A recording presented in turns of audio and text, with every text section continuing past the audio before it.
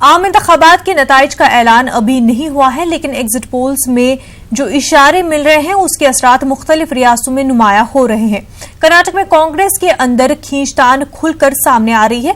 Congress leader R Roshan Baig ने सिद्धरामैया, दिनेश गुंडूराव और केसी वेणुगोपाल पर निशाना साधा है। उन्होंने कहा कि रियासत में मुसलमानों और क्रिश्चियन को पार्टी ने नजरअंदाज किया है, जिसकी वजह से वो परेशान हैं, उन्हें इस्तेमाल किया गया है। हालात ये दिखा रहे हैं, जिस तरह सारे कर्नाटका में सिर्फ एक ही सीट दी है, जब पहले एक जमाने में 3 मुसलमानों को देते थे। मुसलमानों की ही बात नहीं है, हमारे क्रिश्चियन भाई हैं, उनको एक सीट कर्नाटका में देते थे। ना क्रिश्चियन को दिया गया सीट, ना मुसलमानों को सिर्फ एक ही सीट दी गई और एक तरह से इग्नोर किया गया। तो इससे हमको नाराजगी। हम कह रहे थे अध्यक्ष जो है कांग्रेस का प्रेसिडेंट जो दिनेश गुंडूराव है, ये तो बहुत बड़ा फ्लॉप शो है। ये देखिए, अब यहाँ कहीं एक माइनॉरिटी लीडर की आप दिखाई देता है। आपको 90% माइनॉरिटी लीडर्स के माइनॉरिटीज को वोट चाहिए। जब आप पब्लिसिटी में किसी को साथ नहीं रह सकते, दिल्ली जाते हैं तो आप सिर्फ एक ग्रुप में जाते हैं, किसी कोई आपके साथ माइनॉरिटी लीडर नहीं है। ये आपको जो है किसी तरह आप you are treating as like a cattle.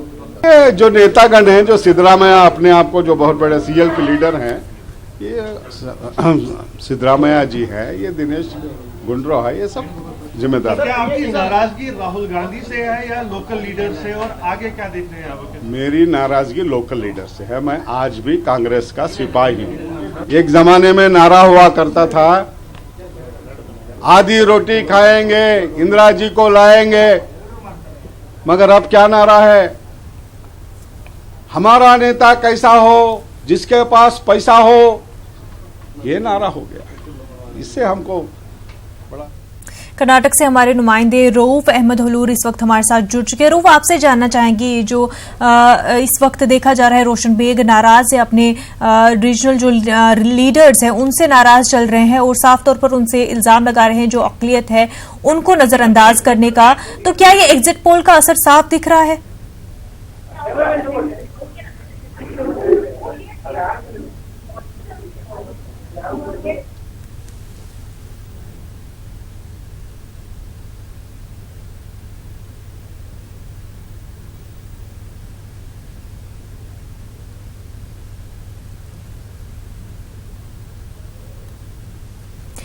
Rauf, आपसे ये जानना चाहेंगे, रोशन बेग ने जिस तरह से इल्जाम लगाए हैं सिद्धरामैया पे, दिनेश राव पे, तो क्या ये एग्जिट पोल जिस तरह से सामने आए हैं और एनडीए के हक में दिखाई दे रहे हैं, तो क्या उन एग्जिट पोल का असर ये दिख रहा है?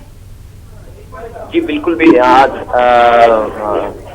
साबिक रियासती वज़ीर आर रोशन बेग का सबसे बड़ा बयान एग्जिट पोल पर, जो सबसे पहले न्यूज़ 18 उर्दू ने इसे नशर किया था, जिसमें रोशन बेग ने खुले तौर पर, खुलेआम जो है, रियासत के कांग्रेस लीडरों को जबरदस्त तनकीद का निशाना बनाया और उनका कहना था कि इनका फ्लॉप शो रहा है। इस वजह से जो है रियासत कर्नाटक में कांग्रेस को जबरदस्त शिकस्त मिलती हुई एग्जिट पोल के जरिए दिखाई दे रही है।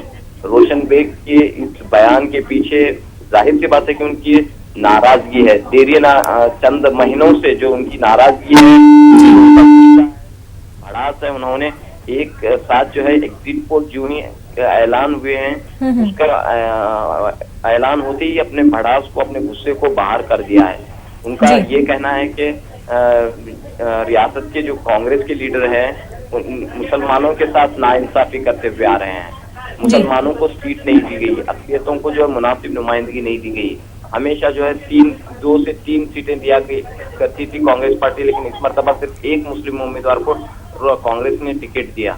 और दूसरी जानिब कांग्रेस के चंद लीडर जो हैं पार्टी को गलत रुख में लेकर जा रहे हैं। खासतौर पर प्रदेश कांग्रेस कमेटी के सदर दिनेश गुंडूराव और सीएलपी लीडर सिद्धरामैया, इनके खिलाफ उन्होंने अपनी सख्त बरहमी का इजहार किया है। और साथ ही कांग्रेस के जो इंचार्ज हैं कर्नाटक के लिए वेणुगोपाल, उनके खिलाफ भी उन्होंने सख्त बरहमी का इजहार किया है। तो इस मरतबा इन्होंने ये बात भी कही आर रोशन बेग ने कि जरूरत पड़ने पर मुसलमानों को समझौता कर लेना चाहिए, बीजेपी से, एनडीए से समझौता कर लेना चाहिए।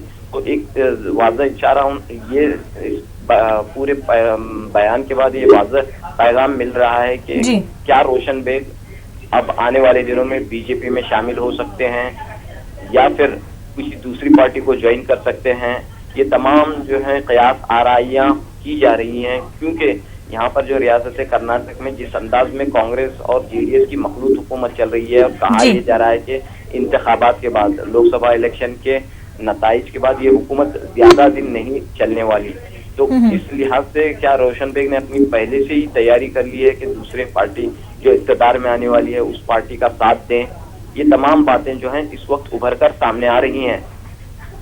जी बिल्कुल रऊफ, हालांकि ये जो अक़लियतों को, चाहे ईसाई हो मुसलमानों को नजरअंदाज करने की बात जो है कांग्रेस जो है कर्नाटक की, उन पर लगातार उठ रहे थे इंतखाबात से पहले भी, लेकिन अब एग्जिट पोल के आने के बाद इस तरह से रोशन बेग का ये सवाल उठाना, तो साफ तौर पे एग्जिट पोल का असर उन पे दिख रहा है और कहीं ना कहीं वो एक मौका भी तलाश रहे हैं कि अब वो चाहे बीजेपी में जाए या दूसरी पार्टी में जाए, जिस तरह से उन्होंने वाज़े इशारे भी दिए हैं। हालांकि वो ये साथ में ये भी कह रहे हैं कि वो भी कांग्रेस के सिपाही है। तो कब तक लगता है कि इस तरह की नाराजगी खुलेआम वो जता रहे हैं और मुसलमानों से कह रहे हैं कि वो दूसरी अल्टरनेटिव भी ढूंढे, तो कब तक ये चीज जो है वो होल्ड कर पाएंगे और दूसरी किसी पार्टी में शामिल हो सकते हैं? बिल्कुल भी मिर्जा, जिस अंदाज में रोशन बेग ने कहा है कि मुसलमान किसी एक पार्टी के पीछे न रहें, रियासत कर्नाटक में रोशन बेग को एक सीनियर लीडर के तौर पर तस्लीम किया गया है।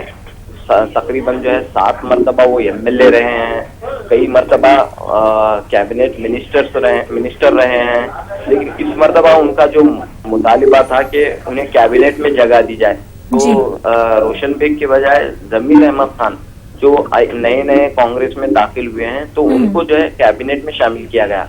तो क्या ये बयान जो है जमीर अहमद खान और रोशन बेग के दरमियान जारी रसाकशी का नतीजा है? ये भी सोचने की बात है। और रोशन बेग और जमीर अहमद खान की जिस कदर कांग्रेस पार्टी में बढ़ रही है मकबूलियत से, कांग्रेस के चंद मुस्लिम लीडर बज़ाहिर अपनी नाराजगी जाहिर कर चुके हैं, उनमें सरफहरिस्त आर रोशन बेग हैं। और इसके बाद जो है